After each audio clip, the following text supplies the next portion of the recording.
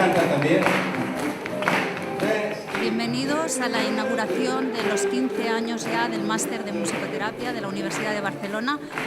15 años para muchos de nosotros musicoterapeutas, cómo hemos ido progresando, cómo la musicoterapia forma parte de las escuelas, de los hospitales, de centros públicos, privados, centros penitenciarios, en centros de drogadicción.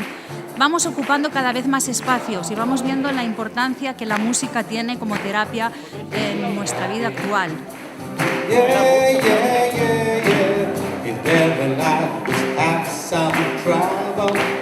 But don't worry, you'll make it double, don't worry.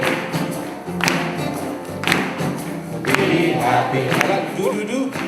Hablando de musicoterapia, me pareció fantástico que una persona como Claudio pudiera venir a festejar, y se lo comenté a Nuria, y Nuria ya me lo venía diciendo en todo este tiempo, y bueno, Claudio aceptó.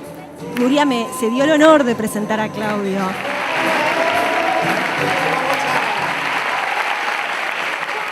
Hoy está de moda decir que la música no significa nada.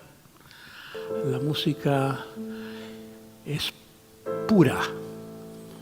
La música no debe ser objeto de asociaciones literarias.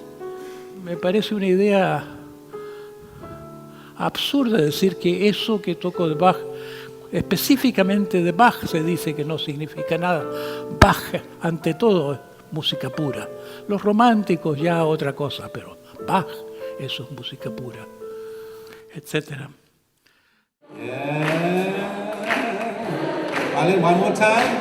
La última vez para este año. 3 y...